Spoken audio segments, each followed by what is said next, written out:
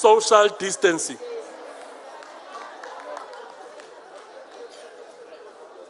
And you must take that to heart, comrades. And also, we need to sanitize regularly. Therefore, Comrade Chair, I would like to take this opportunity to congratulate all the newly elected BEC members that were elected in the recent BBGMs that took place and the REC members that were elected in the 4 regional conferences. It is also important to note that the convening of the BBGMs, regional conferences, and this provincial conference led to the slight increase of our membership in the province to more than 45,000. I want to call on this conference to resolve that by the end of this year, our membership should be standing at 80,000. We should break new grounds as the ANC in the Northern Cape. Set ourselves this target of 80,000 members. As we are busy with our local government elections, doing door-to-door, we should also convert our supporters into members. That's what we should be doing. We are able to convene this provincial conference because we have a solid provincial executive committee in the Northern Cape. We have a PEC in the Northern Cape that has a laser focus and that is not easily distracted. And each of these serving PEC members appreciate the importance of hard work, unity, and collective leadership. We need to give this PEC a nice round of applause. Normally, when we go to conferences, a big fight starts in the PEC. And that big fight from the PEC goes to regions. From the regions, it goes to the ANC branches. This time around, we had a completely different PEC, with PEC members who appreciate the importance of unity. It does not mean that there were no differences amongst us. There were differences amongst us. But we've learned to master the skill of management of differences amongst us, not to collapse the organization in the Northern Cape. For that work, I think this Provincial Executive Committee did very well. So, Chairperson, let me upfront inform you that I'm presenting this political report on behalf of the Provincial Executive Committee that is united and is rock solid. It is unfortunate that from the PEC collective that was elected at the 8th Provincial Conference, we lost the following comrades: Comrade Mosela Mate, we lost Comrade Roy Olaine, we lost Comrade Elizabeth Mabisto Manopule, we also lost Comrade McCollum Jack, and Comrade Nombulelo Hermanas.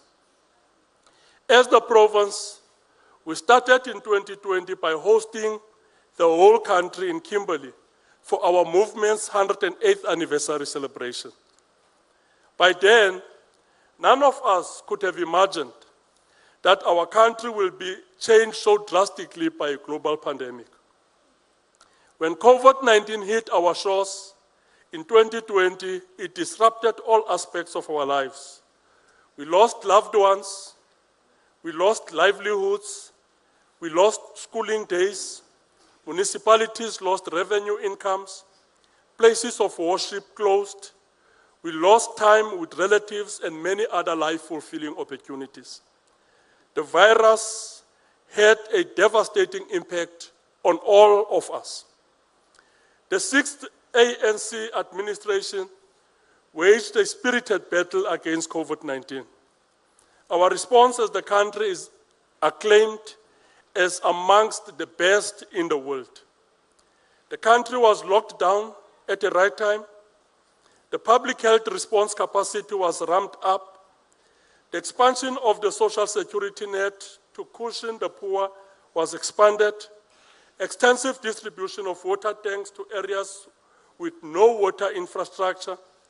Our response to the pandemic was quick and measured.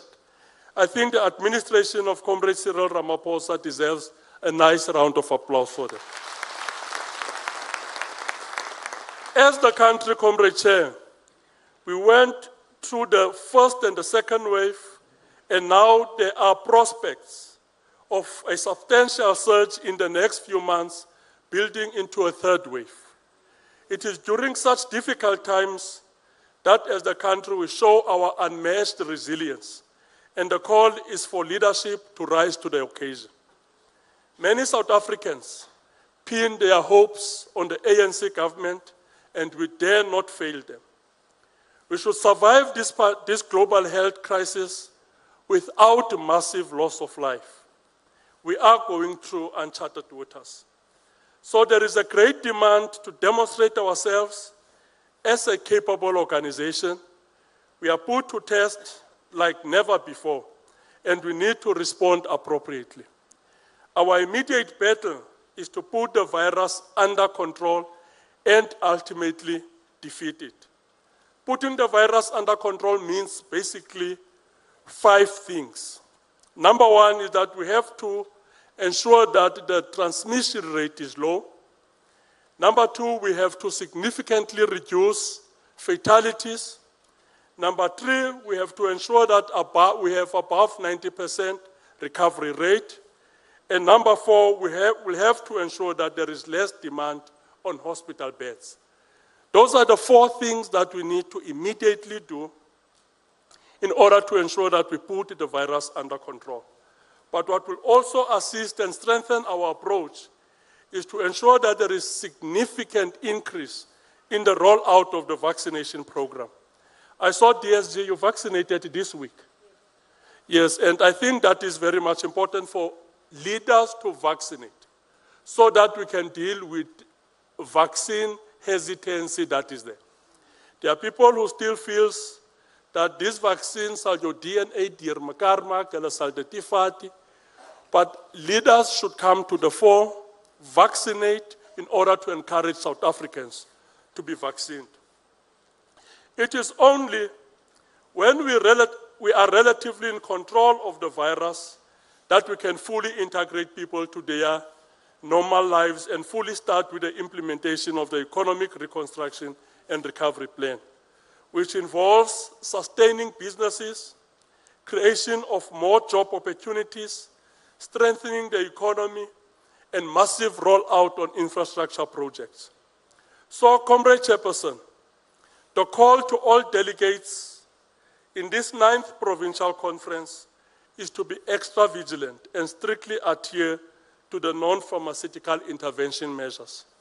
By ensuring that we are masked at all times, I want to repeat it, we keep social distance at all times, and we sanitize regularly. Comrade Chair, the hold of COVID-19 on our lives and the socio-economic hardship that visited the country and the province explains the captivating theme of our 9th Provincial Conference. The theme for our 9th Provincial Conference is unity, renewal, and reconstruction in the year of Charlotte Maxeke. And this was the same theme which was used for all the 4 regional conferences. I think I have to thank the Deputy Secretary General, Comrade Jesse, for having expatiated and explained the importance of this theme, about what kind of unity are we talking about. What are we speaking of when we speak of renewal, and what reconstruction in the year of Charlotte Maxeke means. On the 7th of April, Charlotte Maxeke would have turned 150 years. She died on the 16th of October, 1939. Her life was fully dedicated to the struggles of the people of this country against colonialism, and she never betrayed the cause of freedom. All of us, when we speak about the life of Charlotte Maxeke, we speak about her life with pride because she never betrayed the cause of freedom. During those difficult times, which marked the intensification of colonial onslaught on the black majority, Mayor Charlotte Maxeke stood firm against colonial injustices and oppression of black people. That was the struggle of her generation. The question that we have to ask ourselves is whether what is the struggle of this generation of ours? This is the question that this conference must respond to, and later during this address, I will reflect on this matter. Chairperson, we are hosting this conference during the month of May. This month has a historical significance in the political calendar of the ANC. It marks the birthday of the establishment of the Organization of African Unity, which was on the 25th of May, 1963. It also marks the birthday of our country's constitution and the birthday of Walter Sisulu, Tumanokwe, and Josh Love. 25 years back, on the 9th of May 1996, the National Assembly approved the new constitution. That was a moment of great rebirth for the country and the continent as well as the world. I therefore hope that this provincial conference will also mark a moment of rebirth for our province by taking resolutions and electing leaders that will ensure that we have a stronger ANC, a united ANC, a dynamic ANC, a caring ANC, and a progressive ANC. As I have already stated, Chair, May month also marks the birth of Walter Sisulu and Tumanokwe, who both served as Secretary Generals of the ANC. At 36 years, Comrade Walter Sisulu became the 9th Secretary General of the ANC between 1948 and 1955, and was born on the 18th of May, 1912. At 31 years, Tumanokwe became the 11th Secretary General of the ANC between 1958 and 1969, and he was born on the 13th of May, 1927. Both were very young Secretary Generals of the movement during very difficult and challenging times of our organization. It was not unusual for the movement to elect young, energetic individuals to occupy positions of Secretary General.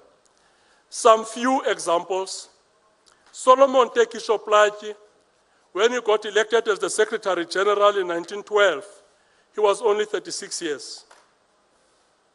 James Atak-Talata, when he got elected as the Secretary General in 1936, he was 41 years and was confronted by a dying organization, which together with President Z.R. Mahaban had to renew. And our current President, Cyril Ramaphosa, was only 39 years when, after the unbanning, he got elected as the first Secretary General of the ANC after the unbanning, and had a difficult task to rebuild the movement and to lead the negotiation process. Our former Secretary Generals, some very young, always served as the central pillar in the life of the organization. There is none of our former Secretary Generals that posed an existential risk to the organization. What's happening now is unprecedented, it's unheard, and it's unknown. Joe Slovo would have turned 95 on the 23rd of May and served for many years as the Secretary General of the South African Communist Party and a member of the National Executive Committee of the ANC. As we get into the month of June, we will also be celebrating the birthday of Horatius Isaiah Mbele, who was born on the 24th of June, 1870, and was the 4th Secretary General of the African National Congress. As an organization, we do very little to celebrate the historical contribution of Secretary Generals in the life of the movement. It's only when we experience problems in that office that we come to appreciate the importance of the office of the Secretary General. From today, we have about 18 months towards the 55th National Conference that will take place in December next year, and I want to come with a proposal to this conference that from July 2021 till November 2022, we must on a monthly basis convene political lectures on the lives and legacies of each of the 16 Secretary Generals of our organization. This program should be done alongside our year-long program to celebrate the life of Mayor Charlotte Maxeke and other women stalwarts in the broader Congress movement. So what I'm suggesting here, comrades, is that from July, we start by celebrating the life of Sol Plaatje and just have a reflection on his contribution to the movement. Next year, November, we will be celebrating the life of the 16th Secretary General, his contribution to the movement, Ace Magashule, and reflect on his contribution and his legacy in the movement as the Secretary General. As the Secretary General's comrades, both Walter Sisulu and Duma Nokwe worked very hard and close with then-serving presidents to build a strong and united ANC with the capacity to confront the apartheid onslaught. They worked very closely with the then presidents because they fully appreciated the fact that the president, who is the head of the organization, and the Secretary General, who is the head of the administration, constitutes the center of gravity in the work of the organization. I'm certain you all know, if you go to a branch and the branch chair and branch secretary are fighting,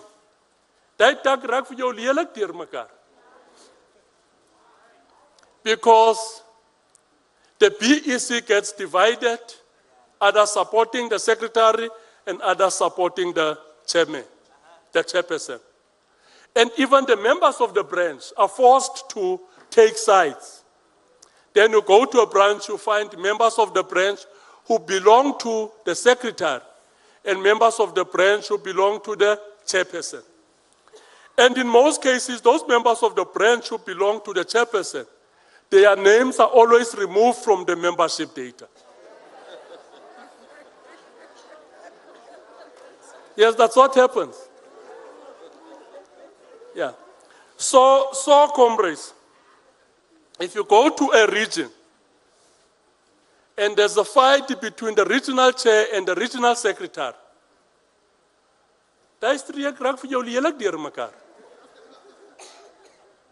branches have to choose which branches support the secretary and which branches support the chair.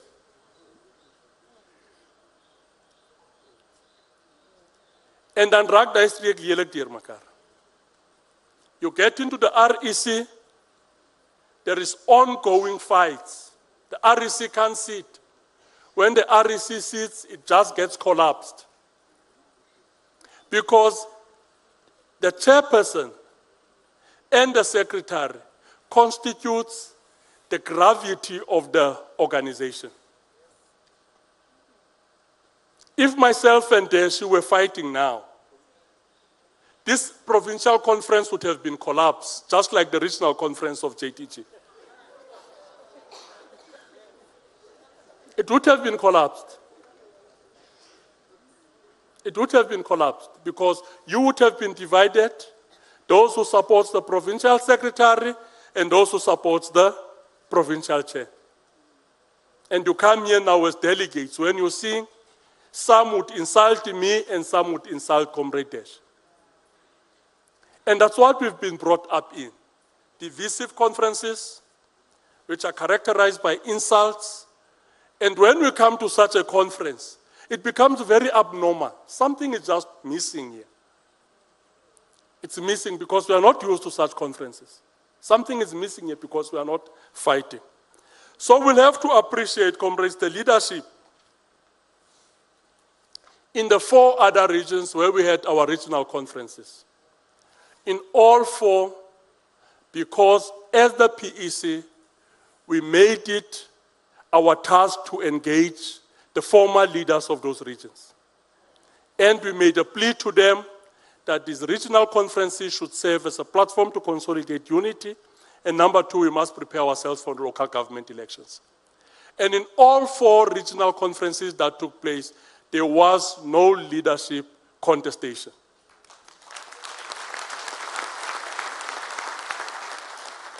And that did not just happen automatically. It's not a miracle. Comrade Jess is correct. We have to meet with the former leaders of those regions day in, day out. And we could not succeed with JTG. Some of you speak to their leadership, you just ask them how many times we begged with them. That you are dividing yourselves up, you are going to open yourselves up for bad things, and it would make it very difficult for you to lead this region. And it has proven to be true because they could not convene a regional conference. Not because of any other thing, but because of the fight between the regional chair and the regional secretary. And we made a very clear message that in this fight between the two of you, don't expect us to take sides. I don't want any of these PEC members to take sides in that fight. So, comrades, we must prepare ourselves that within the next week or the next 2 weeks, JTG must go to a regional conference.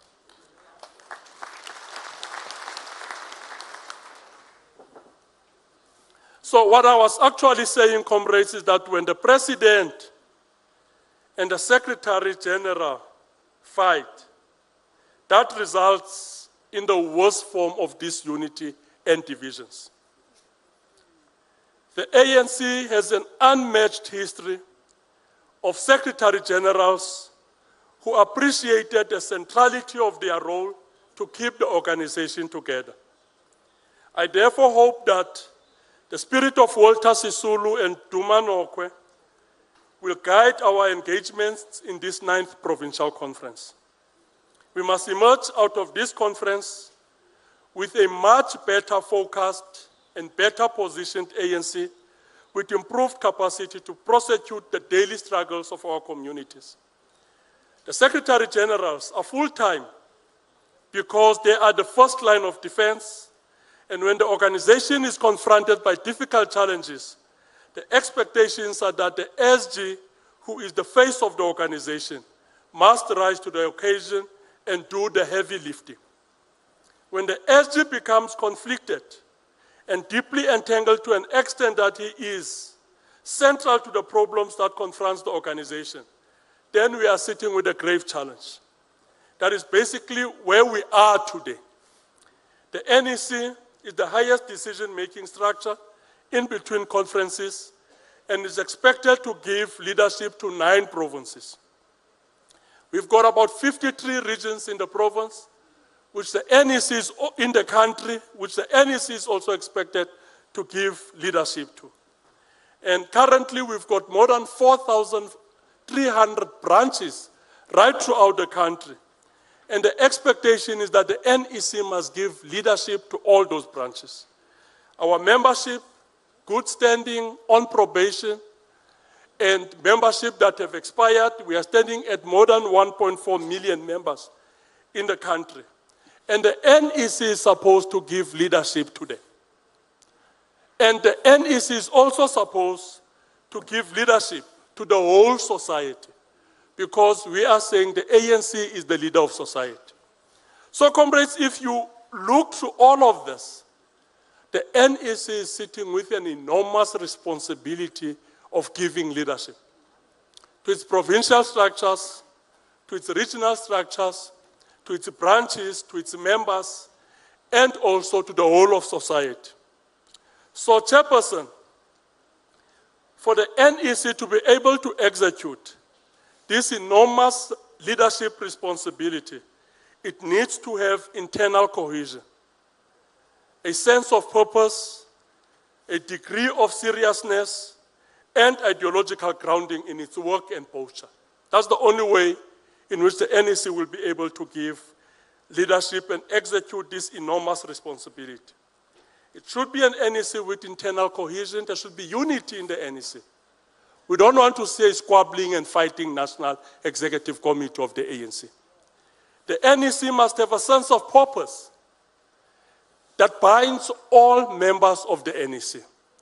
And there should be a degree of seriousness.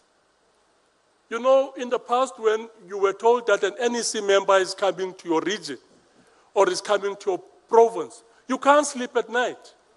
You are nervous that an NEC member is coming to my province. An NEC member is coming to my region. You are nervous because NEC members are expected to take their responsibilities of leadership seriously.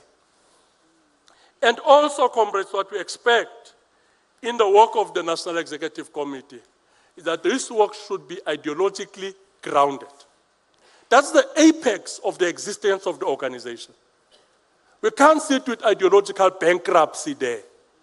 We can tolerate that in the branch and in the region and in the province, knowing that if there's ideological bankruptcy, the NEC will come down and assist us to address that problem. So the absence of some of these values and attributes in the work of the NEC renders it a laughingstock and an embarrassment to all those that made selfless sacrifices in building this gigantic movement of the people of South Africa. We have NEC members that have converted NEC and NWC meetings into a new fun game, which is to record NEC discussions and selectively leak them to the public and media. NEC members who do not take their own decisions seriously, these comrades, it's politics of brinkmanship, and honestly must be stopped. Such politics must come to an end. It can't be that when we sit in an NEC meeting, even in the officials' meeting, they leaked the input, selectively leaked the input which was made by the DSG. Somebody records, edit it, build a narrative, leaked it to the public and media to create a certain perception about certain NEC members. So that in itself, it's politics of brinkmanship. It wants to throw this organization into abyss. And I think as this provincial conference, we must express ourselves on that. We can't have NEC members who think that going to an NEC is some kind of a fun game. Sizodlala umrabaraba apa, or yes, it's like that. It can't be like that. They must take their work serious. When the NEC and the broader movement is confronted with such enormous challenges, the Secretary General is expected to do the heavy lifting to bring the organization together. As far as I know, comrades, the history of the organization, out of all our former 15 Secretary Generals, it is for the first time that the ANC is confronted with such a peculiar problem where the Secretary General is deeply compromised.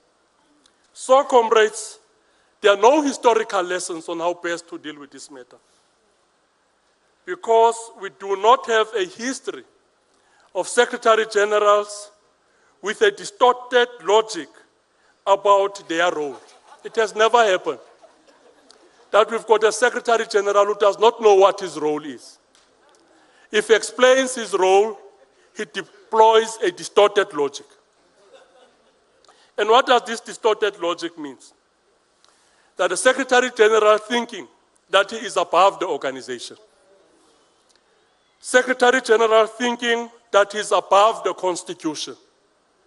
And the Secretary General thinking that he is above conference resolutions. And the Secretary General thinking he is above the National Executive Committee.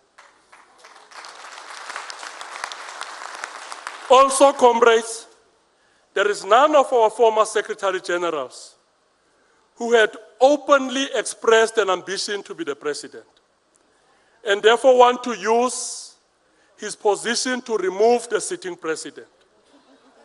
From the former Secretary Generals, only 2 became ANC presidents. And they became ANC presidents long after their terms as Secretary Generals. And one of them is O.R. Tambo, who was the 10th Secretary General of the ANC, who ended his term in 1958 and only became the president in 1967. The second one was Cyril Ramaphosa, who was the 13th Secretary General of the movement.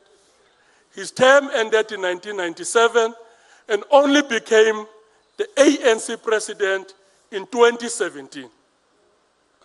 If you have a Secretary General with uncontrolled political ambitions, you will always sit with a major problem. Our 8th Provincial Conference, Comrade Chair, took place on the 11th to the 13th of May 2017, just few months before Nazareth Conference. The processes towards that conference were muddied by divisions, violence, and utter ill-discipline. Without any fear of contradictions, I can confidently say that processes towards this conference were smooth with minimum glitches. In summing up the outcomes of the 8th Provincial Conference resolutions, the PEC came with a phrase. After the conference, we had our first PEC meeting, and we agreed that we need to sum up the resolutions of the Colesberg Conference so that we can know exactly what is expected from us. And we agreed on what we called as the 3 dangers and 4 imperatives. The 3 dangers are the 3 things that the PEC agreed to avoid at all costs in its work to build the ANC in the province. And one of those dangers that we agreed we must avoid is divisions. We said there are 3 dangers that we must try to avoid at all costs. One of those dangers that we said we must avoid as this current PEC is divisions. And the second danger that we said we must try to avoid is hammering of the image of the ANC. And the third danger that we said we must avoid is the vast socio-economic inequalities in the province, which is accompanied by high levels of unemployment and high levels of poverty. So we identified these 3 dangers. We said in whatever we do, as this Provincial Executive Committee, we should not cause divisions within our ranks. We should not destroy the pristine revolutionary image of our organization. And we said we should try by all means, with everything within our might, to address the issue of high levels of unemployment and high levels of inequality. The PEC committed itself to fight politics of divisions to ensure that there is a semblance of unity in the province. Over the past 4 years, we embarked on a sustained program for unity. We visited all regions and met with all regional executive committees and branch executive committees to communicate our vision on building unity in the province. Building unity, comrades, it's not an event, but a difficult and protracted process that must be patiently sustained over a very long period of time. I think that is what the DSG also informed us about. Our efforts are starting to yield positive results. The PEC remains committed to liquidate divisions within the ranks of the ANC in the Northern Cape. Towards the Colesberg Conference, the ANC in the country was going through difficult times. The revolutionary character of the ANC was sullied by allegations and perceptions of state capture, which were punctuated by daily allegations of runaway corruption. This situation was further compounded by the fierce leadership contestation towards the 54th Nazareth National Conference. The integrity of the ANC took a serious battering.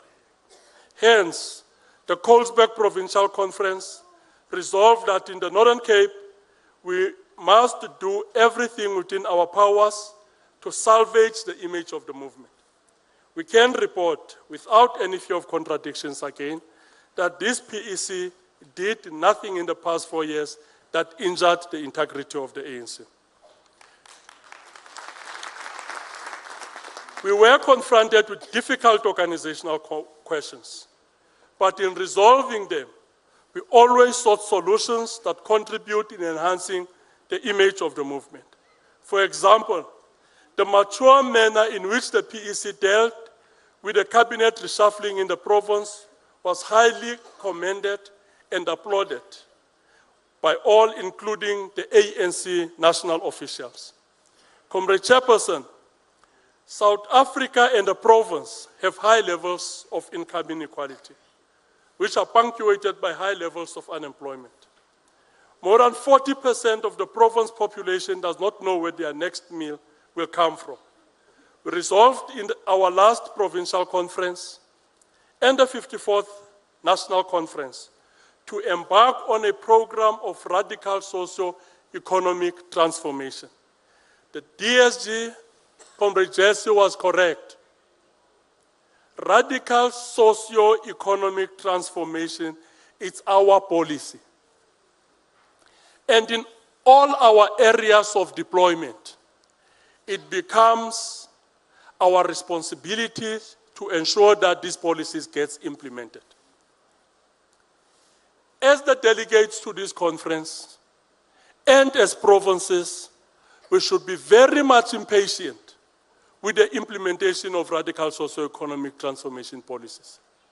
We should not be scared to ask, where is the state pharmaceutical company? We should not be scared to ask that. We should not be scared to ask, when is this expropriation of land without compensation going to take place? Should not be scared to ask about that. We should also not be scared to ask, when are we going to expand the mandate of the Reserve Bank to also focus on issues of job creation and unemployment in this country? We should not be scared to ask those things. So, comrades, we should not be scared to ask, where is the state mining company that we agreed on in 2012 in Mangaung? Because these policies get appropriated by certain individuals who identifies with them, we run away from them. These are ANC policies, these are our policies. If there's any emblem on these policies, that emblem is the African National Congress and nothing else. These are our policies, and we'll have to ensure that they get implemented. In order for us to change the colonial structure of the South African economy, one of the things which the DSG raised, the reality of the matter is that the South African economy, after 27 years of the democratic breakthrough, it still have the colonial structure. Still high levels of concentration. And these high levels of concentration, it's white. That is the reality that we are confronted with. So the ANC, as a revolutionary movement, will have to confront that question and deal with it as a disciplined force of the left. That is how we characterize ourselves. So we can't run away from this thing. We'll have to confront it and deal with it. The growth trajectory, comrades, that renders the province an extraction point for raw materials must come to an end, particularly in the agriculture, mining, and alternative energy sectors. We need to strengthen the manufacturing sector and other secondary economic activities to create more decent job opportunities in the province. With much greater focus and boldness, we can achieve these objectives that will serve as catalyst for economic growth and job creation. So in order for us, that's what history shows us. In order for us to change the colonial structure of the South African economy, to change the growth trajectory in the Northern Cape, where we serve as an extraction point, what we need is political forthrightness. We need political leadership with courage to do that. Without that, we are not going to be able to achieve that.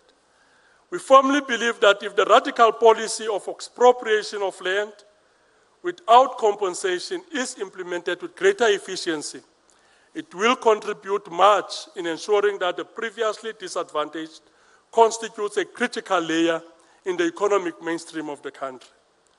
To ensure a stable democracy, the ANC needs to urgently attend to the challenge of land hunger. And this challenge of land hunger, it's worse in the province. It's worse in the province. We occupy 90%, we occupy 30% of the landmass of this country.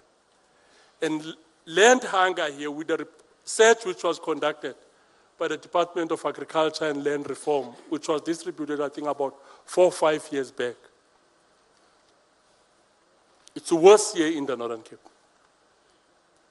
So this is one of the issues that, as the province, will have to put much greater pressure on the national government to ensure that we move with speed in the implementation of such policies.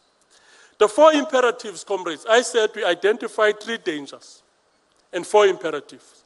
We said one of those dangers is divisions. We must avoid them at all costs. Number 2, we said the second danger is the battering of the image of the movement. We must avoid that at all costs. We said the third danger is the high levels of socioeconomic inequalities. We said we must try by all means to avoid it. But we identified 4 imperatives, which are the 4 things that the PEC committed to immediately work towards achieving. The 4 imperatives was, number 1, we need to build organic unity in the province. The second one of these imperatives is strengthening the political interface between the ANC and the provincial government. The third imperative that we've identified is fighting corruption. And the fourth imperative that we've identified, we said we need to ensure that we embark on a massive cadre development program. We dedicated the whole 4 years on the project of building unity in the province.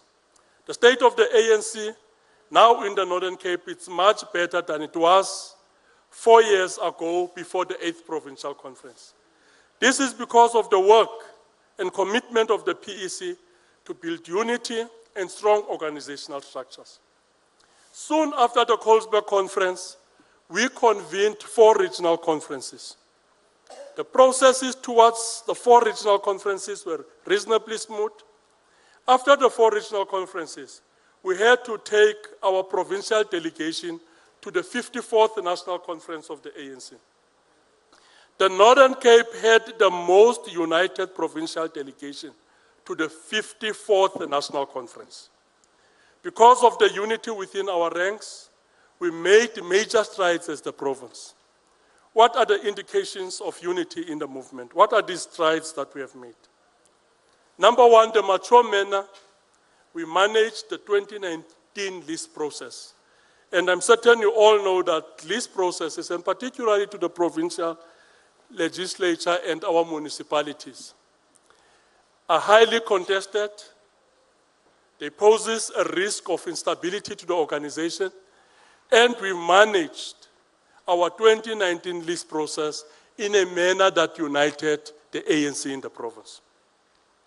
Number 2, our unprecedented performance with local government by-elections, winning more than 95% of all by-elections that took place over the past 4 years. I think we deserve a nice round of applause for it. Number 3, comrades, is the political prestige of the province nationally. I think we come to be known as one of the united provinces of the ANC. And we are not known about that only here in the Northern Cape, but national. That's how we are known. That is the reason why we are now serving as some kind of a guinea pig with regard to the new membership system and the new conference guidelines. There are provinces which should have long convened their provincial conferences. There's more than 30 regional conferences that are supposed to take place in the country. 5 in the Northern Cape and 1 provincial conference. And we are about to conclude that work. And there is not even a single province in the country that have convened a regional conference. So we need to celebrate that. And we need to be proud of ourselves. The other thing, comrades, is the mature management of the cadre deployment policy, which always causes infights in structures, and our response to COVID-19. I always raise the issue that the response of the Northern Cape to COVID-19, compared to any other province in the country, has been more effective. For every 30,000 positive people in the country, there's about 800 people that loses their lives. For every 30,000 positive cases, 800 people loses their lives. In the Northern Cape, for every 30,000 positive people, 500 loses their lives. So that actually proves the capacity of our public healthcare institutions in responding to COVID. The other thing, comrades, that we have managed to achieve because of unity within our ranks is growth in our membership and the branches in good standing. There's a growth in our membership. There's also a growth in our branches in good standing. And lastly, it is because of unity that we've got a coherent provincial government that does not fall prey to political opportunism. So we managed to achieve that, stabilizing the provincial government and ensure that the provincial government is not a playground, and we cushion it against political opportunism. There is much greater improvement on strengthening the interface between the ANC and the provincial government. Maintaining this relationship is very important, as all of us are deployees of the ANC, and our primary task is the implementation of the manifesto of the ANC. All of us, comrades, from the president, going to premiers, going to mayors, councillors, members of the provincial legislature, all of us, we are ANC deployees. And most of us, I always raise this issue, we must appreciate this rare opportunity that the ANC gives us in our lives. Some of us, we would have been garden boys. Some would have been working in the kitchen. And the ANC gives us these rare opportunities. And when the ANC gives us this opportunity, it just asks us for one thing: don't betray the cause of the people of this country. There's one thing which the ANC asks: do not betray the cause of freedom of the people of this country. The third imperative, comrades, that we identified as the PEC was fighting corruption in all its manifestations. The struggle of Charlotte Maxeke's generation was against colonialism and oppression of the black majority. And the struggle of this generation of ours is to fight the looting of the public purse. This is a very difficult battle, but worth fighting, as the levels of corruption put a blight on the ANC brand, and that poses an existential threat to the organization. Because of our efforts to fight corruption and wastage in the system, we made some appreciable progress in our management of the provincial finances.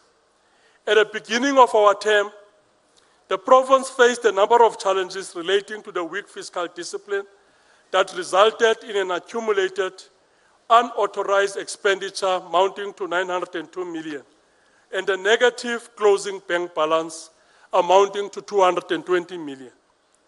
We were resolute as the sixth administration to improve the fiscal position of the province. I can report that we closed our bank balance for this financial year with a positive bank balance as the provincial government. And we managed to reduce our debt from 1 billion to 400 million rand. And we are able to do that. And we are able to do that because of our unwavering commitment to cut the wastage in the system. That's the only way we can do that. Comrade Chair, just about 6 months after our elections in 2017, we had to lead the Northern Cape delegation to the 54th National Conference.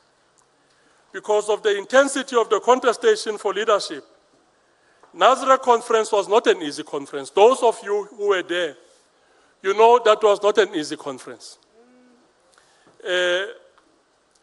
Everything was on a knife edge. You did not know who was going to win or who was going to lose. One can easily label Nasrec as a watershed conference because of the far-reaching implications of the decisions that the conference took. There are 3 urgent tasks from Nasrec. The first task that came from Nasrec is radical modernization of our organization. And the second task that came out of Nasrec is radical enhancement of the integrity of our movement. And the third task that comes out of Nasrec is radical socio-economic transformation. So, comrades, if you read the resolutions of Nasrec, you can distribute those resolutions into 3 boxes. The first box is that we need to radically modernize the African National Congress to be a modern 21st century organization. The second box, in which you can throw some of the resolutions taken in Nasrec, is a radical enhancement of our integrity as the organization. And the third box, comrades, is radical socio-economic transformation. All these 3 urgent tasks are interrelated, interdependent, and call on bold, focused, and courageous leadership. In order for us to implement all of these, we don't need a risk-averse leadership. If you look at the history of post-colonial societies and the struggles to change the colonial structure of those economies, you need bold leadership that's prepared to take a risk in order to ensure that they change the structure of the economy. Nasrec resolved on radical modernization of the movement because the country requires an organization that is fit for purpose. The ANC must be fit for purpose. We live in a digitalized and globalized world. How do we leverage digitalization and the 4th industrial revolution to strengthen the mass-based character of the movement and sharpen its focus as an agent for change? Also, the need to introduce systems in the movement that curbs manipulation of membership and gatekeeping. So how we came to this conference with a new membership system, new guidelines, it's part and parcel of the Nasrec resolution for radical modernization of the African National Congress. Nasrec also called for radical enhancement of the integrity of the movement. The resolution to renew the organization comes at the backdrop of 2016 local government elections outcome. The 2016 local government election was a rude awakening for our organization, with 54% overall electoral performance, losing 3 metros, Johannesburg, Tshwane, and Nelson Mandela, to a coalition of opposition parties. We went to Nasrec conference as a battered organization. When we went to Nasrec, we were in our worst in many years. After the 2016 elections, the NEC conducted a post-election survey amongst the ANC traditional support base on the elections outcome. Many of our supporters said they withheld their votes from the ANC because they have lost confidence in the movement due to the following 3 factors which the DSG would always raise. After 2016 local government elections, we conduct a post-elections research to establish from the people who normally vote for us. But why is it this time around you decided not to vote for us? Here, what are they saying? They say, number 1, we did not vote for you because of corruption and self-serving leadership. And they say, number 2, we did not vote for the ANC because of divisions. We can't vote for a divided party. You are always squabbling. That's what they are saying. And they say, number 3, we did not vote for you because of political arrogance. as an organization, we can see and hear that things are wrong, and we turn a blind eye. And people say that is political arrogance. That is the reason why they did not vote for us. And comrades, that is true. Because it's only here in the movement that the swimming pool is called the fire pool. It's only here in the ANC because of political arrogance. Enhancing the integrity of the ANC, it's about an urgent need to renew our organization. Renewal of the ANC is one of the primary mandates of the Nasrec Conference. The ANC leadership, through display of courage that rises with danger, managed to put the renewal agenda right at the heart of the existence of the movement.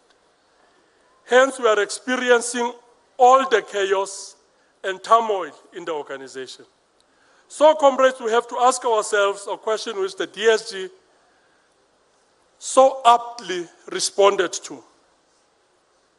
What is renewal? Renewal is a program or vehicle to restore and preserve the pristine revolutionary image of the organization. But not for the ANC's own sake, but the ANC is the sanctuary of the best interest and hopes of the people of this country. So we undertake the renewal program, not for the ANC, but for the people of this country and for the country. And comrades, renewal is about restoring public confidence in the movement, in its management of public affairs. One of the issues that gets constantly raised is that there is trust deficit. South Africans don't trust us. So renewal is about restoring that public confidence.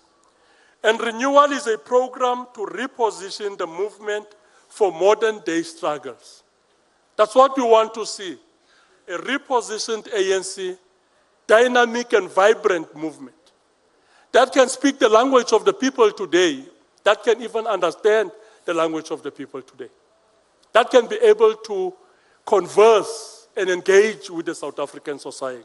So that's what renewal is all about. It's about how do we best reposition our movement. And lastly, renewal is a program to enable the ANC to tackle vulnerability in its mass character. We've got a mass-based character which poses vulnerabilities to the movement.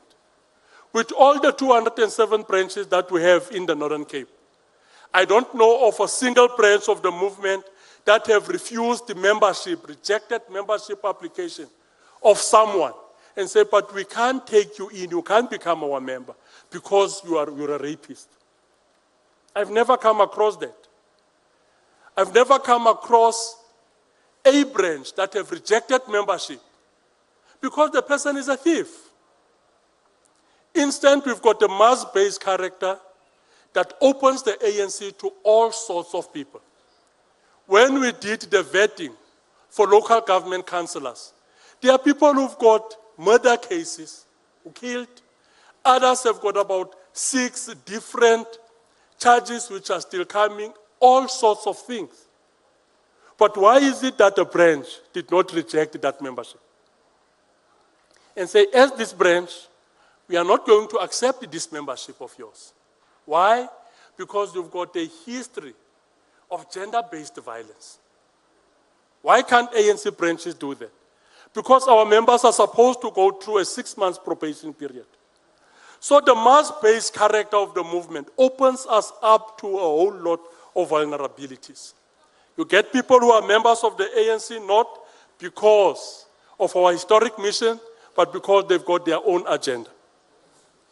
So the latest developments and ruptures in organization demonstrate the fact that true and genuine renewal is underway. But it's not easy. What is currently happening in the organization, the chaos that is there, the DSG suspends the SG. Comrade Jesse, you made history, let me tell you. There's no DSG that has ever done that. The DSG suspends the SG. The SG suspends the president.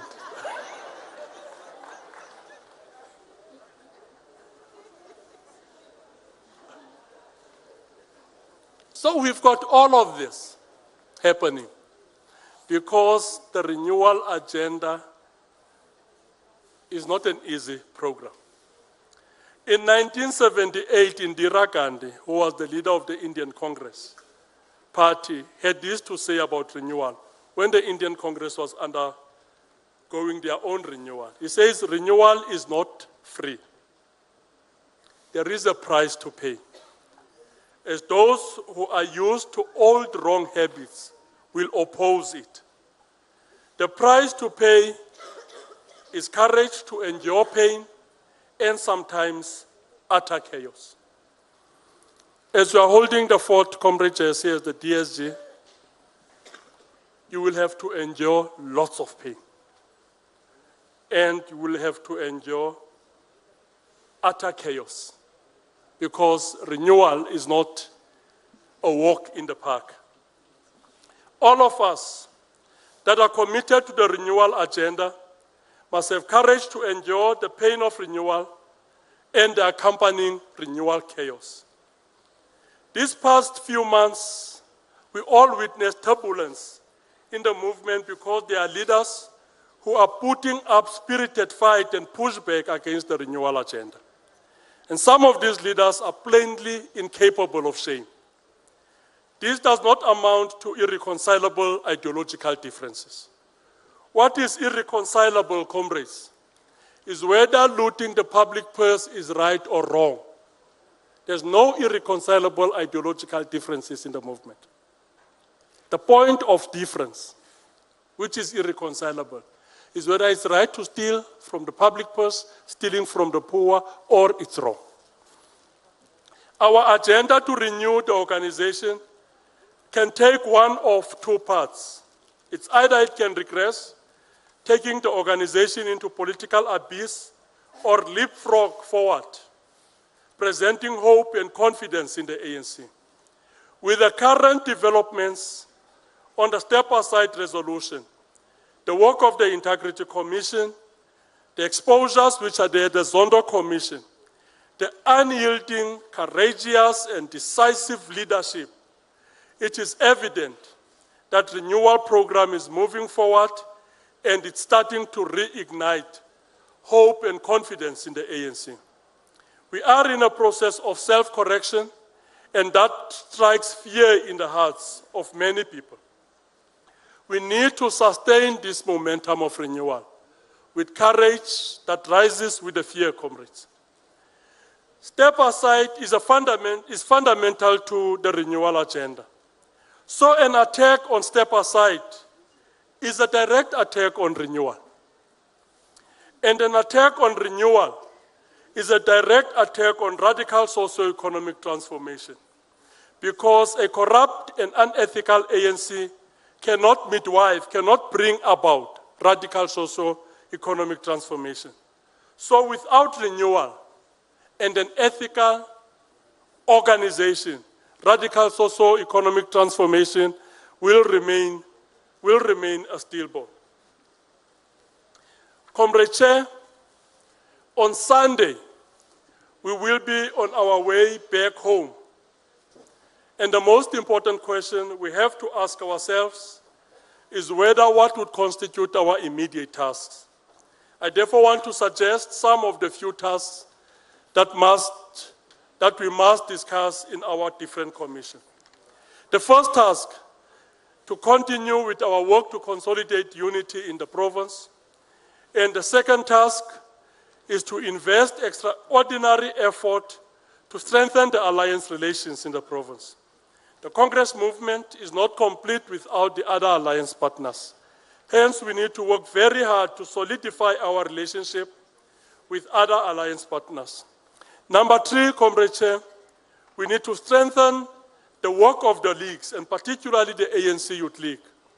The challenges of the ANC Youth League rob the ANC of the much needed energy, particularly during the elections and by-elections. This also weakens the work of the Progressive Youth Alliance. Number four, we need to respond to the plight of our former MK members, who most remain destitute, and we need to find ways to respond to this urgent challenge. Number 5, Chair, we need to prepare our structures for the 2021 local government elections. And number 6, we need to embark on a concerted program to strengthen the work of our branches and regions. Number 7, one of the things that we have to look into is to prepare the province for the forthcoming National General Council. There are those that are calling for an early conference, and the poignant message from this conference is that they must bring it on if they firmly believe that this leadership is not doing the right thing in order to ensure that we reposition our movement. Number 8, we need to intensify our program of building social cohesion, and particularly here in the province. There is a new phenomenon that is coming up. There is a new phenomenon that is coming up of categorizing ourselves in terms of regions and also in terms of our clans, in terms of our tribal groupings. We have to stop that. We have to stop that. I'm not Zamani Sol, the Xhosa Provincial Chairperson of the ANC in the Northern Cape. Bentley is not a deputy provincial, is not Bentley the colored deputy provincial chair of the ANC in the Northern Cape. Neither is Deshi, a Xhosa provincial secretary, Maruping Tswana deputy provincial secretary, and Ufufe Tswana deputy, Tswana provincial treasurer. That's not what we are. And that's not what the last conference elected. What the last conference elected is a leadership collective to take this province forward. That's what was elected. So in our program to build social cohesion, we need to move away from this narrow thinking and categorization of individuals. That's what we need to move away from. Our primary identity, all of us, we are human beings. And we have to treat each other as human beings. That's our primary identity. The identity of originality is that you are an African because you are born in the African continent and you are black. The identity of country, we are South Africans because all of us, we have South African citizenship, isn't it? So we should stop using these superficial things to identify ourselves in order to deploy prejudice against each other. That should come to an end, and the ANC must lead that program of social cohesion. We need also, comrades, to wage an unrelenting war against the new form of adventurism. There's a new form of adventurism that has crept within the ranks of the movement, where people think they can loot with impunity. You think you can steal and steal and steal with impunity. You are not going to be held accountable for that. And when they are caught, they mobilize organizational machinery against the state, and particularly the judiciary. That should come to an end. That's a new form of political adventurism. As the MEC of Coxstar or as the Premier, I think I can steal and steal and steal. As soon as I get caught, I mobilize the people of the Northern Cape against the state and the judiciary.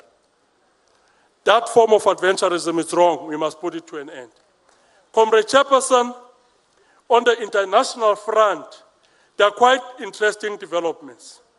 In the past few weeks, we witnessed the onslaught on the Palestinian people by the Zionist settler regime. At the conference, we must convey our support and solidarity with the people of Palestine.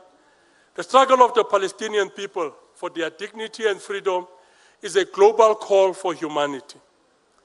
Comrade Chair, 3 days back on the 25th of May, we celebrated Africa Day.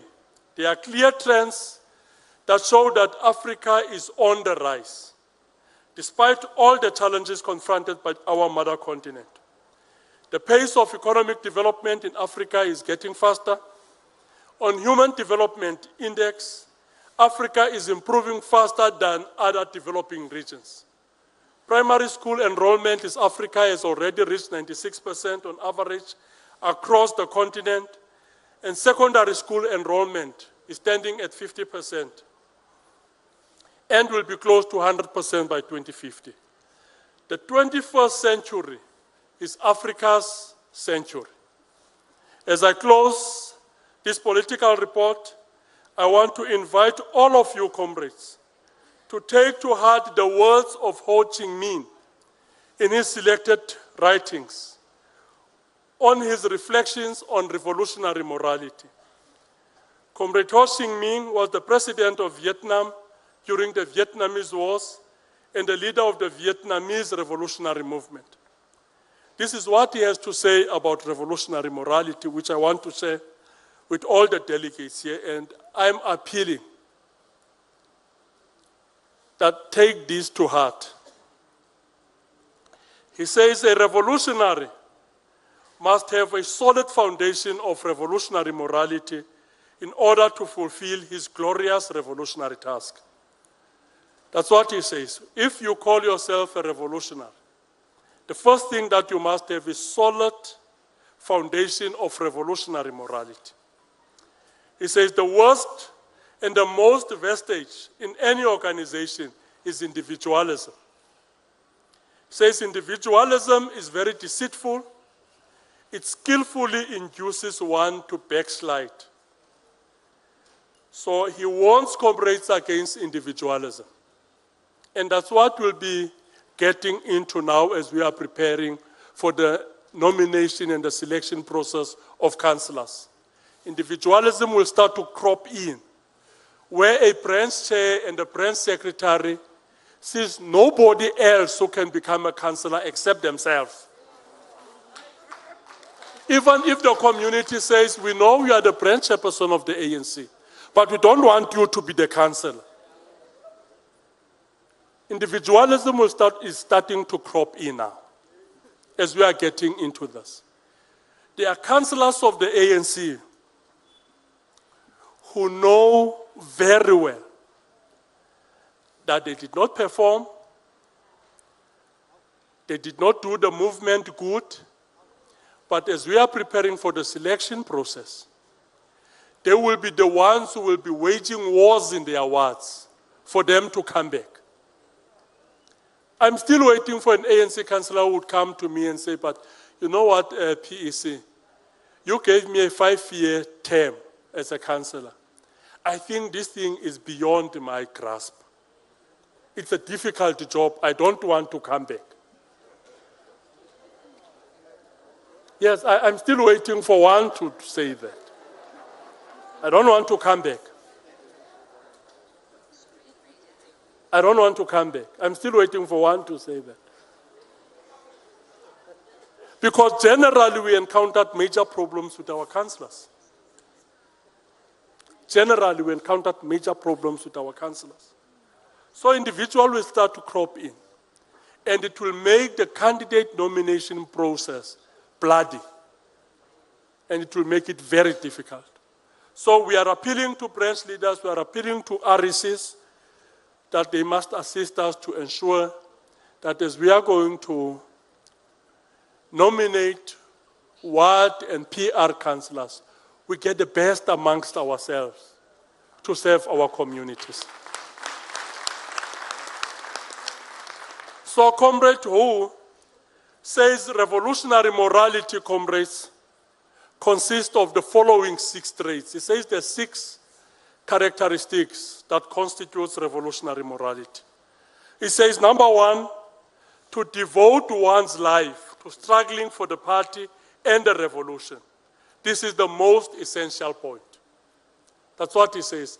The first most important attribute of revolutionary morality is devotion. To devote your life to struggling for the party and the revolution.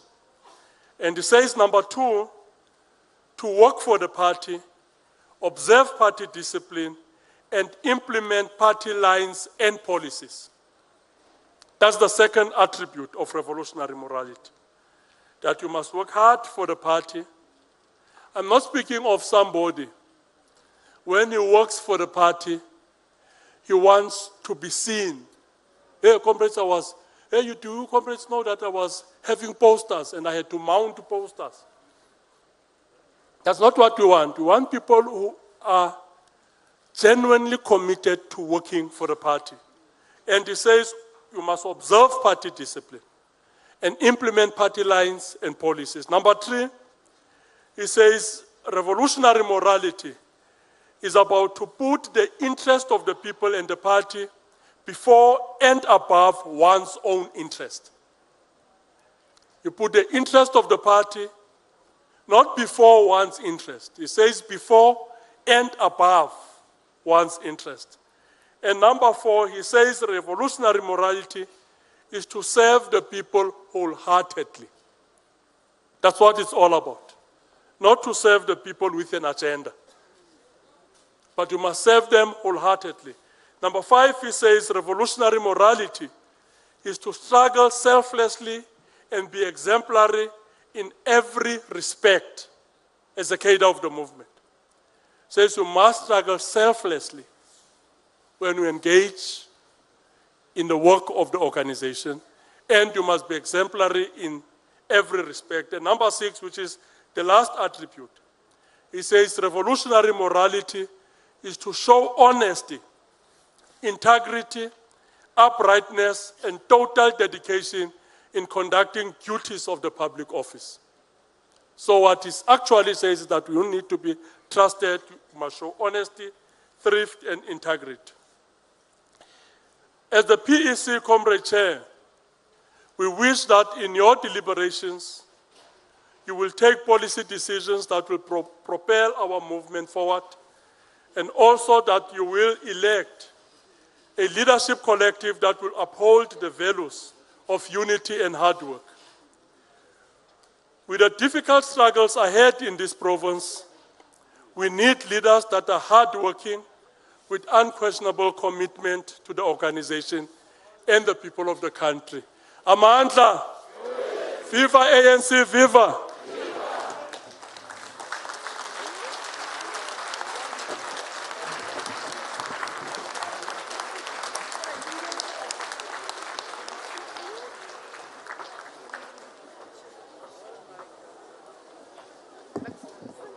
Thank you, Comrade Chair. Can we give the Chair another round, comrades?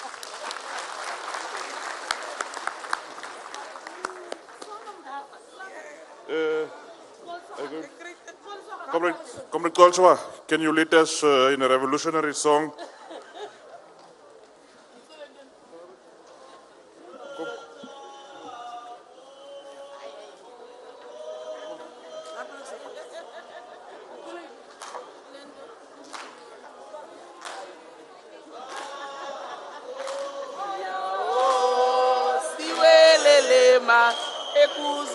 Kalipazuka tambo yao siwelelema sekuzo kalipazuka siwe ese sifikile tina bafana bomkhonto kalipazuka siwele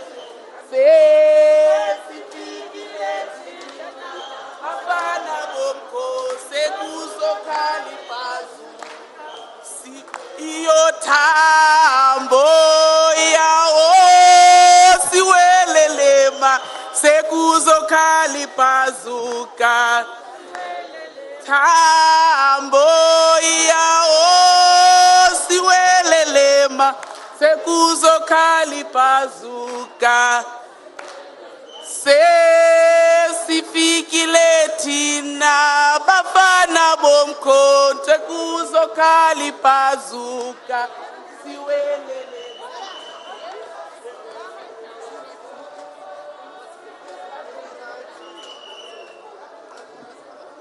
Comrades, can we have another revolutionary song? I know it's become cold now. We have to sing and dance to keep ourselves warm before the provincial secretary will come and table the organizational report.